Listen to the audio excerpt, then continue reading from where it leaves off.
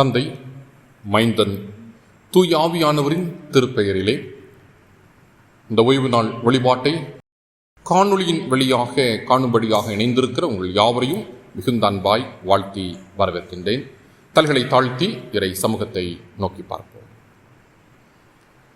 நேற்றும் இன்றும் என்றும் மாறாதவராக இருக்கிற அன்பு நிறைந்த நல்லாண்டவரே, ஈவாய் நீர் எங்களுக்கு தந்த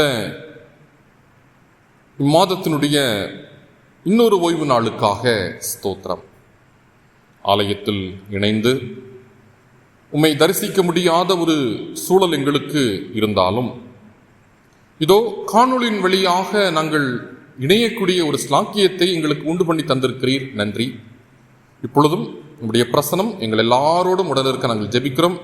வெவ்வேறு இடங்களிலே நாங்கள் இருந்தாலும் ஒரே மனதோடு உம்மை நோக்கி பார்க்க, உம்மை ஆராதிக்க, மகிமைப்படுத்த நீர் எங்களுக்கு கிருபை பாராட்ட வேண்டும் என சொல்லி நாங்கள் ஜெபிக்கிறோம். விசுவாசத்தோடு வாஞ்சையோடு இணைந்திருக்கிற பிள்ளைகள் அதன் நன்மைகளை, ஆசீர்வாதங்களை பெற்றுக்கொள்ளவும் நீரே கிருபை பாராட்ட வேண்டும் என சொல்லி ஜெபிக்கின்றேன். இவை அனைத்தையும் இறைமைந்த இயேசுவின் நாமத்தில் கேட்கிறோம் எங்கள் ஜீவனுள்ள நல்ல தகப்பனே, ஆம். அன்பானவர்களே, இந்த வழிபாட்டின் தொடக்கமாக நாம் எல்லாரும் கிறிஸ்து சபை பாமாலைகளிலே 22வது பாமாலை 22 தூய தூய தூயா என்கின்ற பாடலை நாம் இணைந்து பாடுவோம்.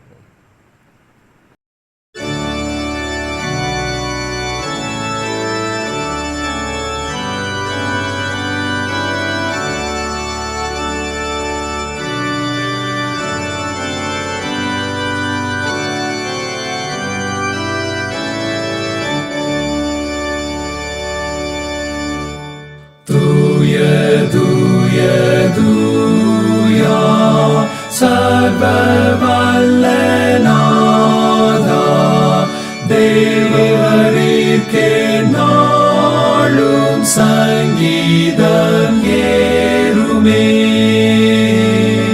தூய தூய தூயா மூவரான ஏகா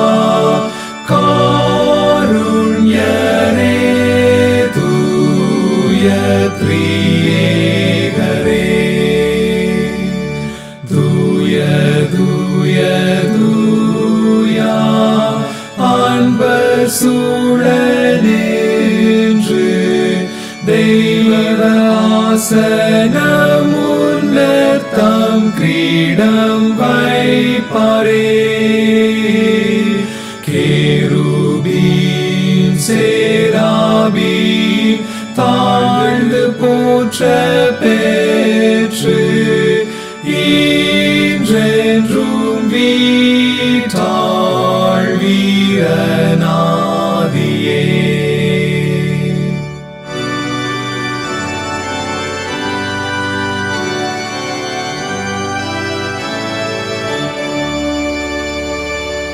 தூய தூய தூயா ஜோதி பிரகாசா பாவர் கண்ணால் உந்தன் மாண்பை காண யார் வல்லோ. நீரே தூய தூய மனுவாக்கு கேட்டா மாட்சிமை தூய்மை அன்பும் நீரைந்தோ. தூய தூய தூயா சர்வ வல்ல நாதா, வானம் பூமி ஆழி உம்மை ஸ்தோத்தரிக்குமே. தூய தூய தூயா மூவரான ஏகா காருண்யரே. தூய திரியேகரே.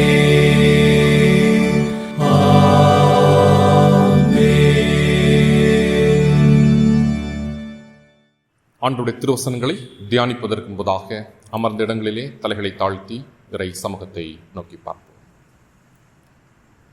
மகா பரிசுத்தமும் இரக்கமும் அன்பும் நிறைந்த எங்கள் நல்லாண்டவரே, இதோ உம்முடைய திருவசனங்களை நாங்கள் தியானிக்க ஆயத்தப்படுகிறோம். தெய்வீக பிரசனம் உடனிருப்பு எங்களோடு உடனிருப்பதை உணர்ந்து உம்மை மகிமைப்படுத்த கிருபை பாராட்டுங்க. அடியனை மறைத்து நீங்க வெளிப்படுங்க. இறைமைந்தன் இயேசுவின் நாமத்தில் கேட்கிறோம் எங்கள் ஜீவனுள்ள நல்ல தகப்பனே, ஆம். அன்புக்குரியவர்களே, கடந்த வாரத்தில் குழந்தை இயேசு ஞானிகளுக்கு தன்னை வெளிப்படுத்தின நிகழ்வுகளின் ஊடாக வேதத்தின் சில ரகசியங்களை அறிந்து கொள்ள இறைவன் நமக்கு கிருபை பாராட்டி இருந்தார்.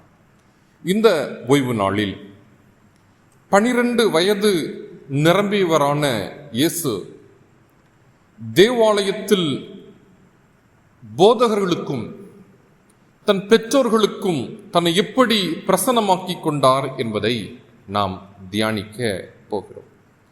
நம்ம எல்லாருக்கும் பரிச்சயமான சம்பவம். ஆண்டவராகிய இயேசு கிறிஸ்துவுக்கு இப்பொழுது 12 வயது. பெற்றவர்களோடு அவர் எருசலேமுக்கு பயணிக்கின்றார். எருசலேமிலே பஸ்கா பண்டிகையை கொண்டாடுவதற்கான ஆயத்தங்கள் நடந்து கொண்டிருக்கிறது.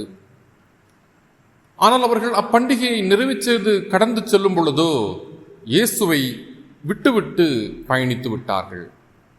ஒரு நாள் கழித்து இயேசு வரவில்லை என்பதை அவர்கள் அறிந்து அவரை பல்வேறு இடங்களிலே தேடுகிறார்கள்.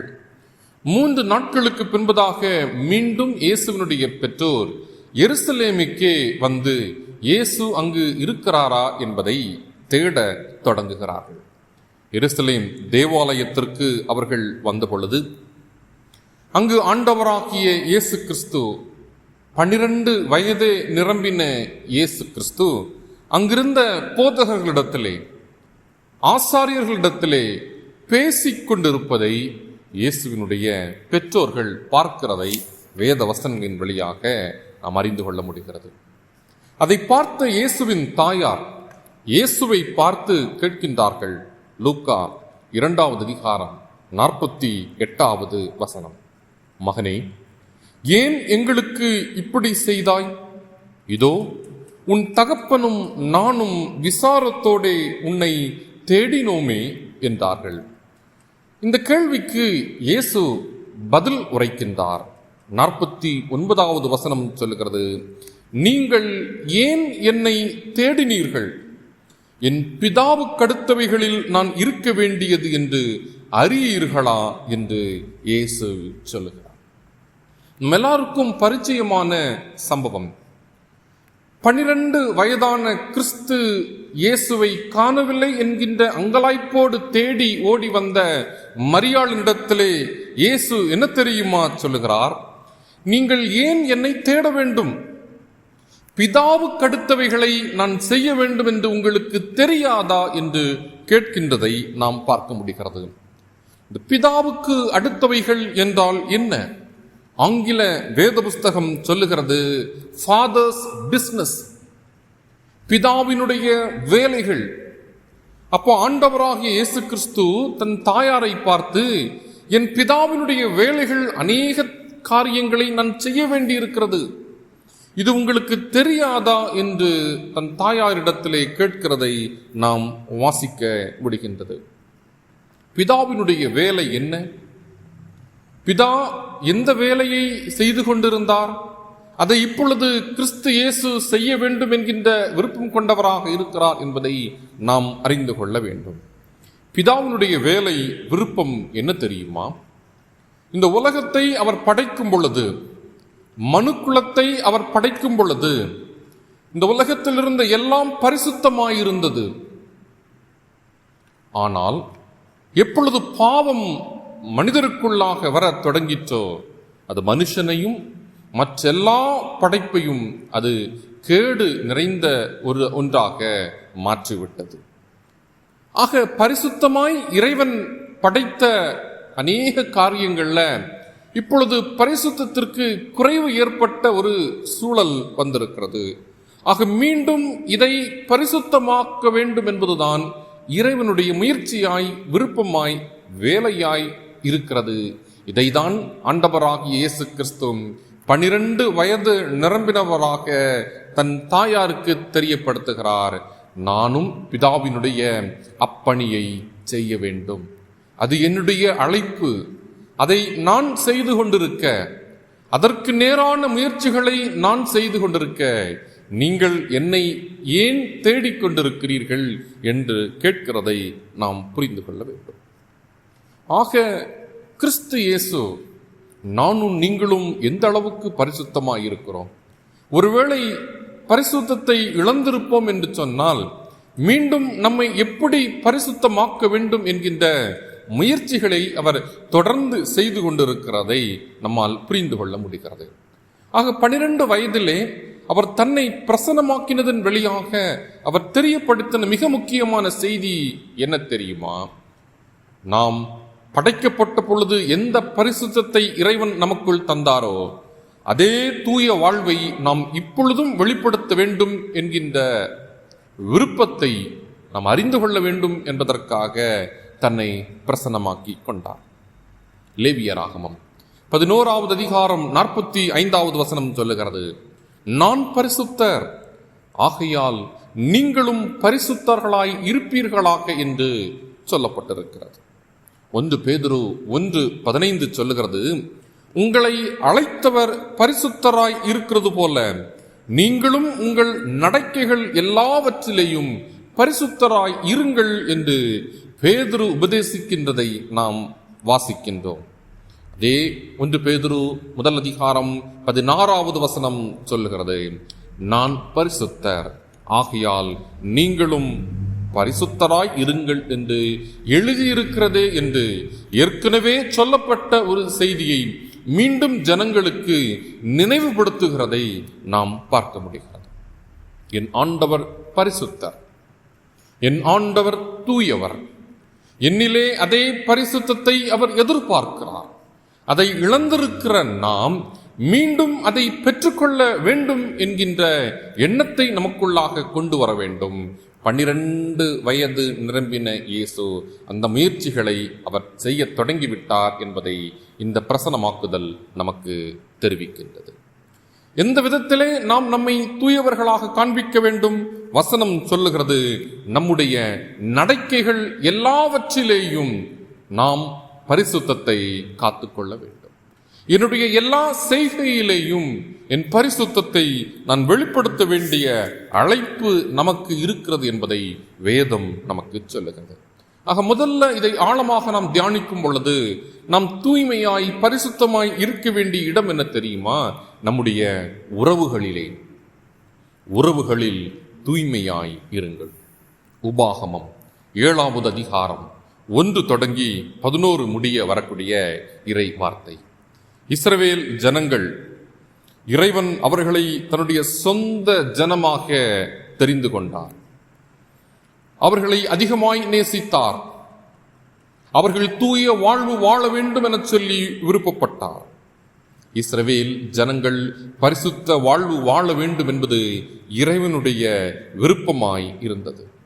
ஆக அவர்களுக்கு அநேக கற்பனைகளை, அநேக கட்டளைகளை, நியமங்களை எல்லாம் கற்றுக் கொடுத்து, நீங்கள் இப்படியெல்லாம் வாழ வேண்டும், நீங்கள் இப்படியெல்லாம் செய்துவிடக் கூடாது என சொல்லி அநேக நெறிமுறைகளை இஸ்ரவேல் ஜனங்களுக்கு இறைவன் கற்றுக் கொடுக்கின்றார்.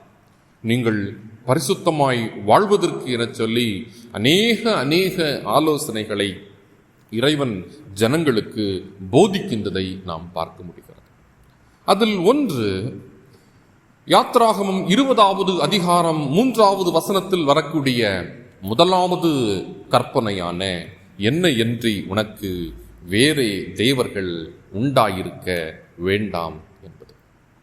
ஆக உறவுகளிலே நாம் தூய்மையாக இருக்க வேண்டும் என்று வேதம் சொல்லுவதற்கும் இதற்கும் சம்பந்தம் இருக்கிறது என்பதை நாம் புரிந்து கொள்ளுதல் அவசியம்.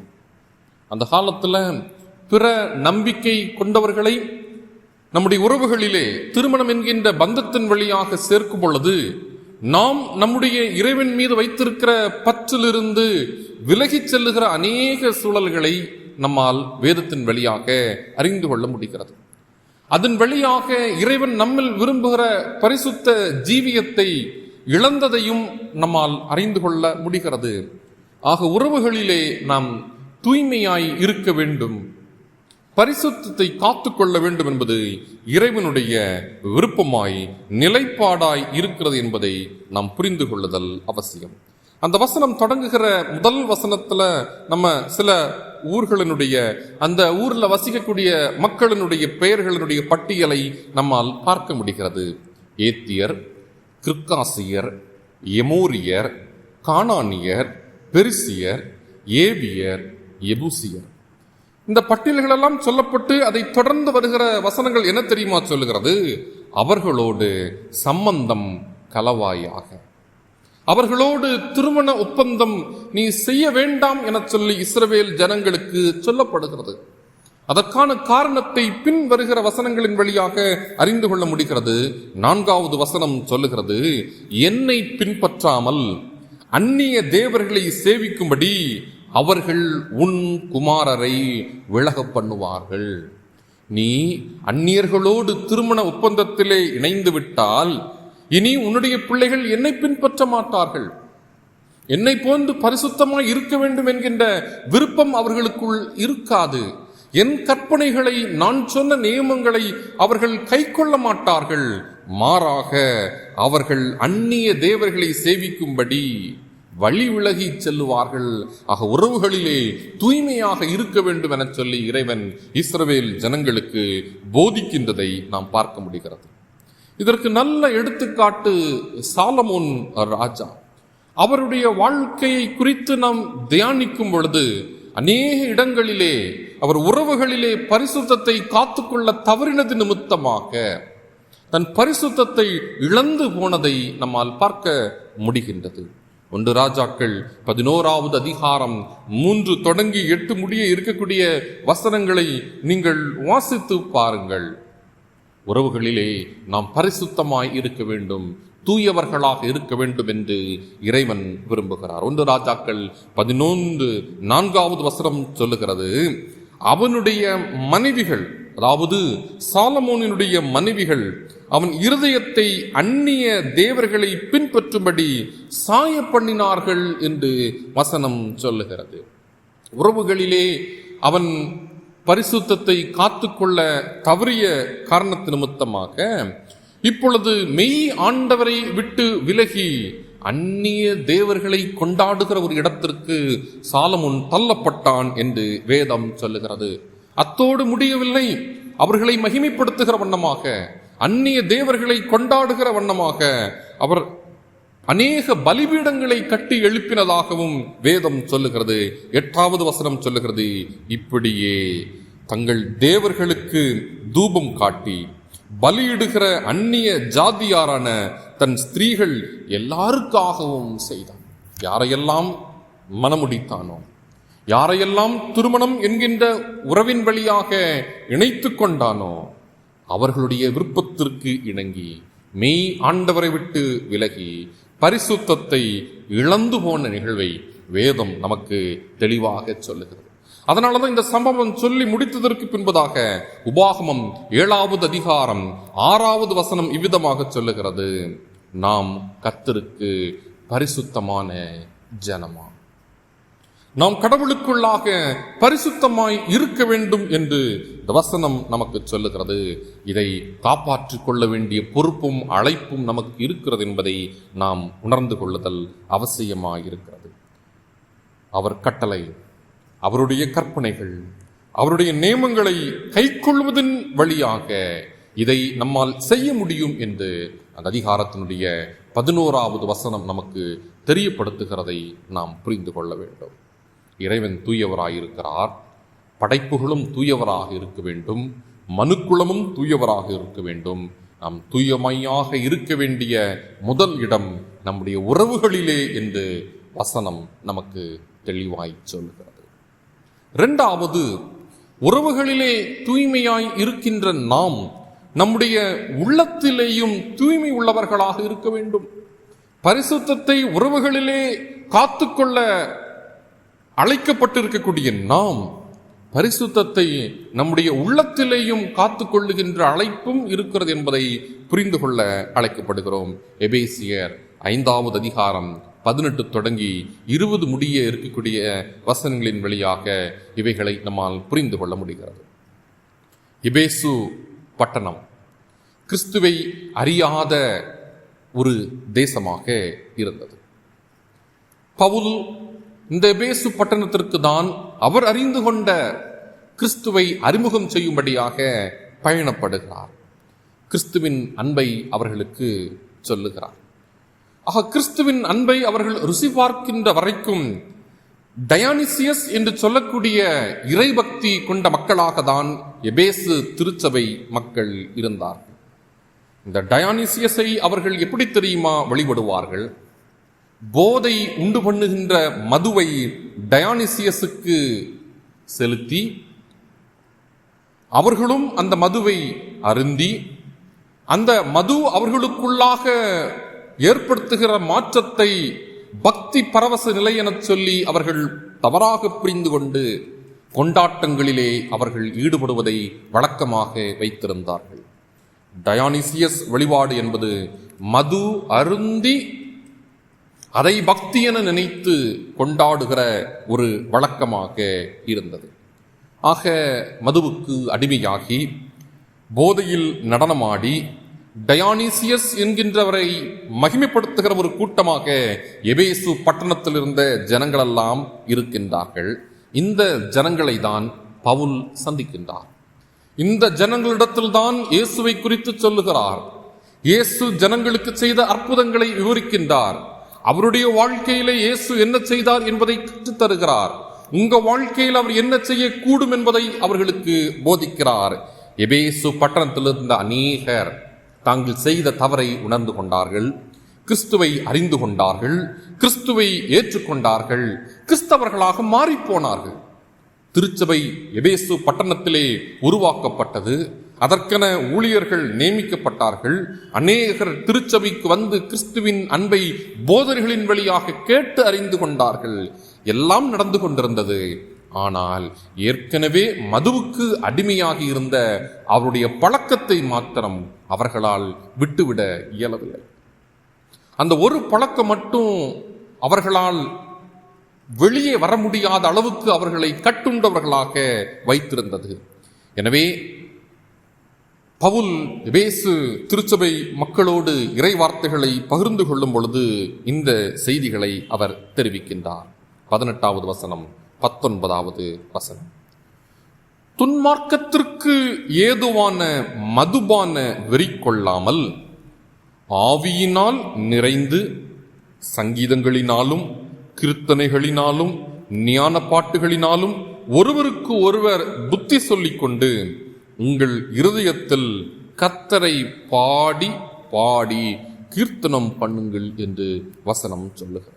இந்த வசனத்தை வாசிக்கும் பொழுது எபேசு மக்களினுடைய பழைய வாழ்க்கையை புரிந்து கொள்ளும் பொழுதுதான் இதனுடைய உண்மையான அர்த்தத்தை நம்மால் புரிந்து கொள்ள முடியும்.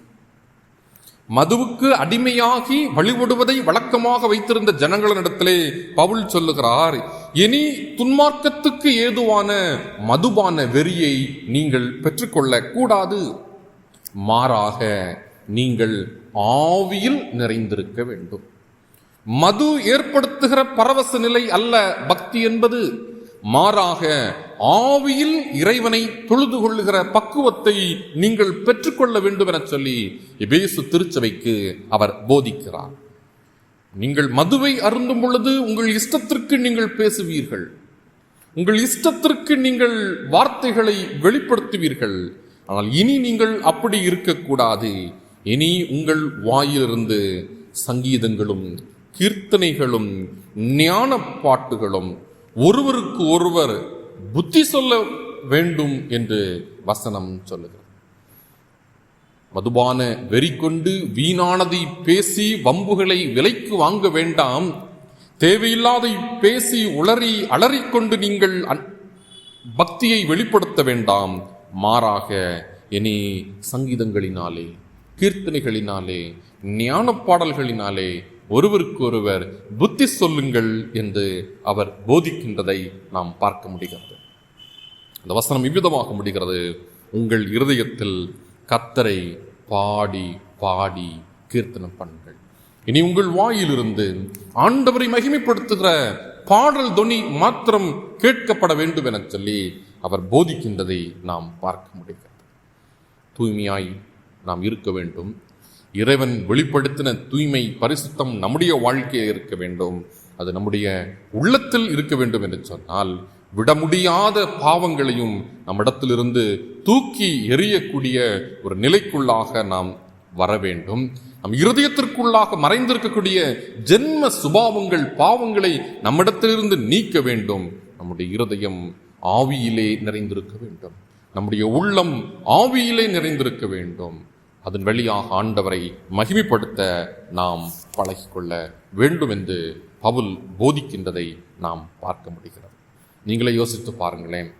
குடி பழக்கம் இருக்கக்கூடிய ஒருவர் ஒரு நாளும் அவருடைய கட்டுப்பாட்டில் அவர் இருக்க முடியாது. அவரால் நடக்க முடியாது. அவரால் நேர்த்தியாக ஒரு விஷயத்தை பார்க்க முடியாது. அவரால் தெளிவாக ஒரு விஷயத்தை கேட்டறிய முடியாது. காரணம், மதுவுக்கு அடிமையானவர் அவருடைய கட்டுப்பாட்டிலே இருப்பது கிடையாது. ஆனால் தூய்மையான வாழ்வு வாழ வேண்டும் என்று விரும்புகிற நாம் ஆண்டவருடைய கட்டுப்பாட்டுக்குள் நம்மை அர்ப்பணிக்க வேண்டும்.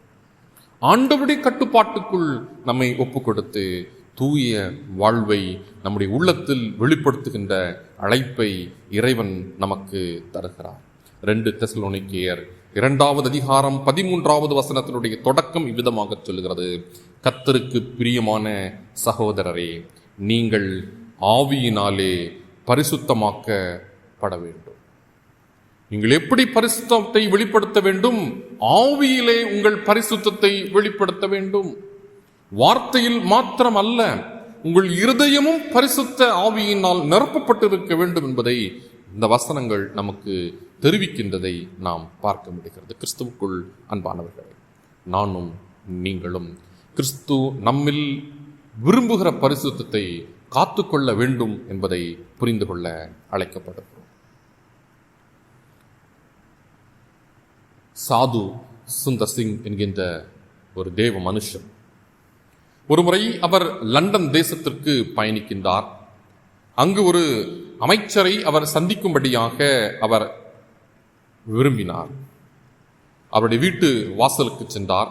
காலிங் பெல்லை அடைத்தார். அந்த வீட்டில் பணி செய்யக்கூடிய ஒரு பெண் கதவை திறந்து நீங்கள் யார் என்று விசாரிக்கின்றார். இவர் சொல்லுகிறார், என்னுடைய பெயர் சாது சுந்தர் சிங். அந்த பெண்மணி நேராக வீட்டுக்குள்ளாக சென்று அமைச்சரிடத்திலே சொல்லுகிறார், உங்களை பார்க்க ஒருவர் வந்திருக்கிறார், வாசல் அருகே நின்று கொண்டிருக்கிறார் என்று. உடனடியாக அந்த அமைச்சர் கேட்கின்றார், என்னை சந்திக்க வந்திருக்கிறவருடைய பெயர் என்ன என்று கேட்டார். ஆனால் அந்த பெண்மணிக்கோ இவருடைய பெயரை தன்னுடைய இருதயத்தில் பதித்து வைக்க முடியவில்லை. ஆக நான் அவர் பெயரை மறந்துவிட்டேன் என்று அமைச்சரிடத்திலே சொல்லுகிறார். ஆனால் அவரை பார்ப்பதற்கு இயேசு கிறிஸ்துவை போல் இருக்கிறார் என்று அந்த பெண்மணி சொன்னார்கள். நடந்த ஒரு சம்பவத்தை உங்களுக்கு சொல்லுகிறேன். நம்மை பார்க்கிறவர்கள் நம்மில் கிறிஸ்துவின் சாயலை பார்க்க வேண்டும். நம்மை பார்க்கிறவர்கள் நம்மில் கிறிஸ்துவின் சாயலை பார்க்க வேண்டும். அதுதான் நான் எந்த அளவுக்கு பரிசுத்தமாய் இருக்கிறேன் என்பதற்கு அடையாளமாய் இருக்கிறது என்பதை நாம் புரிந்து கொள்ள முடியும். அலெக்சாண்டர் மாவீரன் இந்த உலகத்தை எல்லாம் தன்னுடைய கட்டுப்பாட்டுக்குள்ளாக வைத்துக் கொண்டார்.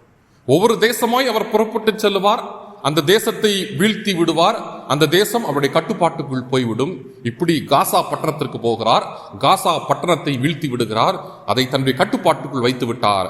அடுத்து அவர் எருசலேமுக்கு வர ஆயத்தப்பட்டார். எருசலேம் என்பது ஒரு சின்ன பட்டணம். அலெக்சாண்டர் ரொம்ப எளிதில் அவைகளை ஜெயித்து விட முடியும்.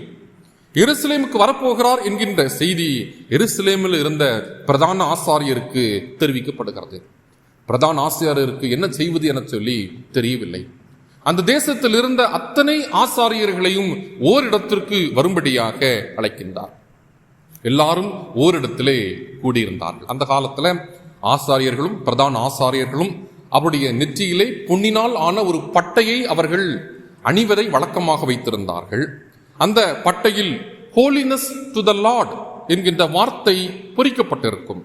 ஆண்டவருக்கு பரிசுத்தம் என்கின்ற வார்த்தை அதில் எழுதப்பட்டிருந்ததாம். இவர்களெல்லாம் ஒன்று கூடி நின்று கொண்டிருக்கும் பொழுது எல்லையில் நின்று கொண்டிருந்த அலெக்சாண்டர் மாவீரன் இந்த ஜொலிப்பை பார்த்துவிட்டு, நான் இன்றைக்கு இந்த தேசத்தோடு போர் செய்ய விரும்பவில்லை, நான் இன்னொரு முறை வருகிறேன் என சொல்லி அவர் கடந்து போய்விட்டார். பிரதான ஆசாரியர்களுக்கு போர் செய்யக்கூடிய எந்த ஆயுதங்களும் கிடையாது, அதற்கான ஆயத்தங்களும் அவர்களுக்கு தெரியாது. ஆனால் அவர்களெல்லாம் ஓரிடத்திலே கூடியிருந்த பொழுது அவர்கள் நெற்றியில் வைத்திருந்த அந்த பொன்னினால் செய்யப்பட்ட அந்த ஆபரணம், அதிலே பரிசுத்தம் என்று எழுதப்பட்டிருந்த வார்த்தை கிரியை செய்தது. அன்றைக்கு அந்த தேசம் பாதுகாக்கப்பட்டது. உலகத்தையே தன்னுடைய கட்டுப்பாட்டுக்குள் வைத்திருந்த அலெக்சாண்டர் எருசலேமை வீழ்த்த முடியாது பின்னிட்டு போனதை நாம் வரலாற்றின் வழியாக அறிந்து கொள்ள முடிகிறது. எபேசியர் 12வது அதிகாரம் 14வது வசனம் சொல்லுகிறது, யாவரோடும் சமாதானமாய் இருக்கவும் பரிசுத்தம் உள்ளவர்களாய் இருக்கவும் நாடுங்கள், பரிசுத்தம் இல்லாமல் ஒருவனும் கர்த்தரை தரிசிப்பதில்லை. நம்ம எல்லாரும் பரிசுத்தத்தை விரும்ப வேண்டும், அதை நாட வேண்டும், வாஞ்சிக்க வேண்டும். ஏனென்றால் பரிசுத்தம் என்னில் இல்லை என்று சொன்னால் பரிசுத்த ஆண்டவரை நம்மால் தரிசிக்க முடியாது. இந்த வசனத்துல யாவரும் என்கின்ற வார்த்தை வருகிறதா பார்க்க முடிகிறது. அப்படி என்று சொன்னால் நான் எல்லாரிடத்திலேயும் என் பரிசுத்தத்தை காத்துக்கொள்ள வேண்டும். நண்பனானாலும் சரி, விரோதியானாலும் சரி, என்னை காட்டிலும் உயர்ந்தவனானாலும் சரி, எளியவனானாலும் சரி, எல்லாரிடத்திலும் சமாதானமாய் இருக்க வேண்டும், எல்லாரிடத்திலேயும் பரிசுத்தம் உள்ளவர்களாய் இருக்க வேண்டும். நாம் பரிசுத்தமாய் இருக்கும் பொழுதுதான் பரிசுத்த ஆண்டவரை தரிசிக்க முடியும். நம்முடைய பரிசுத்தத்தை காத்துக்கொள்வோம். உறவுகளிலே, நம்முடைய உள்ளங்களிலே காத்து இறைவனை மகிமைப்படுத்துவோம். தலைகளை தாழ்த்தி இறை சமூகத்தை நோக்கி பார்ப்போம். நல்ல ஆண்டவரே, நாங்கள் பரிசுத்தமாய் இருக்க வேண்டும் என்று நீர் விரும்புகிறதை நாங்கள் அறிந்திருக்கிறோம். அதுவே பிதாவின் வேலை என்று உணர்ந்து அதை 12 வயதிலே நீர் தொடங்கி செய்ததையும் நாங்கள் நினைவு கூறுகிறோம். அதை உணர்ந்து எங்கள் பரிசுத்தத்தை காத்துக்கொள்ள, பிதாவின் சித்தத்தை நாங்களும் நிறைவேற்ற எங்களை கருவிகளாய் எடுத்து பயன்படுத்துங்க. தாழ்த்தி உம்முடைய திருக்கரங்களுக்குள்ளாக தருகிறோம். இறைமைந்த இயேசுவின் நாமத்தில் ஜெபம் கேளும் நல்ல தகப்பனே, ஆம்.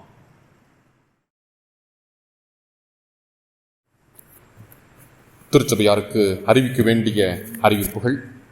ஒரு விசை கூட காணொளியின் வழியாக இணைந்திருக்கக்கூடிய உங்கள் யாவரையும் மிகுந்த அன்போடு வாழ்த்துகிறேன். உங்களுக்கு நன்றிகளை ஏறெடுக்கின்றேன்.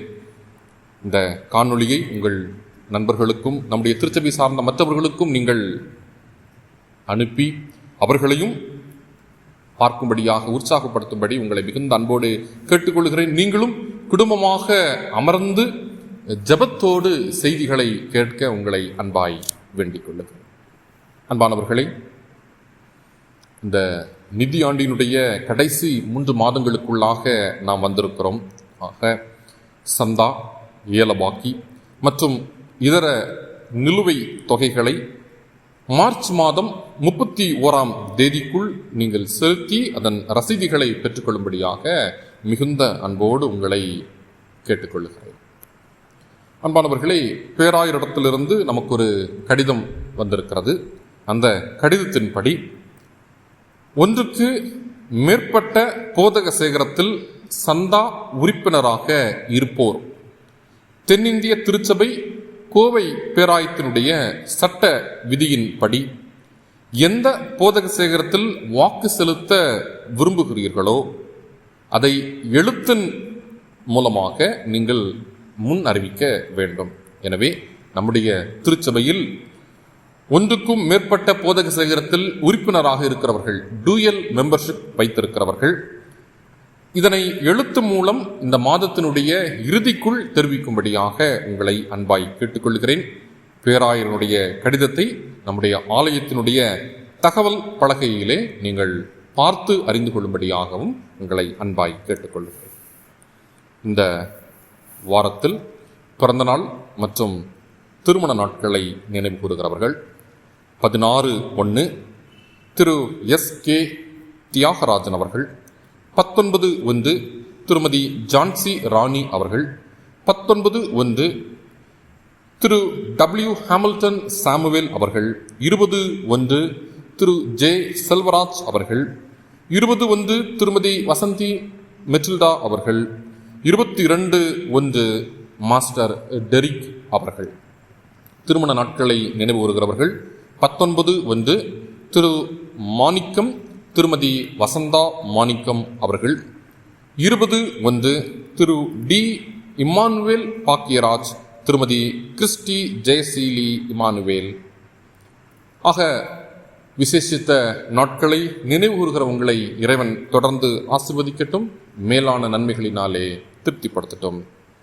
ஜெபம் செய்வோம். மகா இரக்கமும் கிருபையும் அன்பும் நிறைந்த நல்லாண்டவரே, ஒரு விசை கூட நீர் ஈவாய் எங்களுக்கு தந்த இந்த ஓய்வு நாளுக்காக ஸ்தோத்திரம். இந்த திருவசனங்களை தியானிக்க எங்களுக்கு உதவி செய்திருக்கிறீர், நன்றி. உம்முடைய திருவசனங்களை தியானித்த நாங்கள் உம்முடைய வார்த்தை எங்களுக்கு சொல்லுகிறபடியே எங்கள் உறவுகளிலே, எங்கள் உள்ளங்களிலே நாங்கள் தூயவர்களாக இருக்க, பரிசுத்தத்தை காத்துக்கொள்ள, பிரியப்படுத்த, பிதாவின் சித்தத்தை நிறைவேற்ற, கிறிஸ்து 12 வயதில் செய்ய தொடங்கின பணிகளை நாங்கள் இப்பொழுது தொடங்கி உம்மை மகிமைப்படுத்த கிருபை பாராட்ட வேண்டும் என சொல்லி ஜெபிக்கிறோம். இந்த வார்த்தை தொடர்ந்து எங்களில் கிரியை செய்கிற தயவுக்காக கோடி நன்றிகளை ஏறெடுக்கிறேன். எங்கள் திருச்சபையினுடைய அனைத்து விசுவாச குடும்பத்தின் பிள்ளைகளுக்காக நாங்கள் ஜெபிக்கிறோம். இந்த காணொளியின் வழியாக இணைந்திருக்கக்கூடிய எல்லாரையும் உம்முடைய ஆளுகைக்குள்ளாக நாங்கள் கொடுக்கிறோம். ஒவ்வொருவரையும் நீர் பேர் பேராக ஆசீர்வதிக்கும்படியாக நாங்கள் ஜெபிக்கிறோம். குறிப்பாக இந்த 3வது தொற்றினுடைய அலை பரவி வருகிற இந்த சூழல்களிலே எங்கள் எல்லாரையும் உம்முடைய கரங்களுக்குள்ளாக தருகிறோம். நாங்கள் உம்மை நம்பி இருக்கிறோம், உம்மை சார்ந்திருக்கிறோம். இரத்த கோட்டைக்குள்ளாக மறைத்து எங்களை நீரே பாதுகாத்துக் கொள்ளும்படியாக நாங்கள் ஜெபிக்கிறோம்.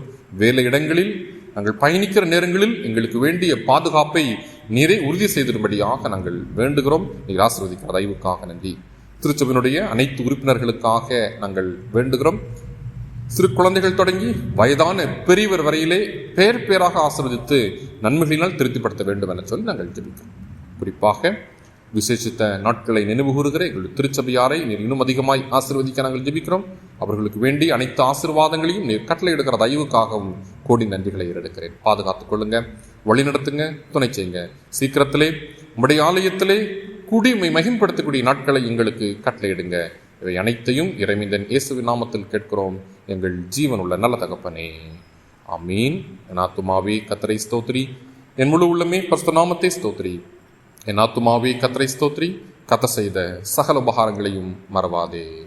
ஆமீன். தந்தை, மைந்தன், தூயாவியானவரின் அன்பும் அருளும் ஆசீர்வாதமும் வழிநடத்துதலும் எங்கள் அனைவரோடும் இன்றுமென்றும் சதா காலங்களிலேயும் நின்று நிலைத்து நீடித்திருப்பதாக. ஆம்.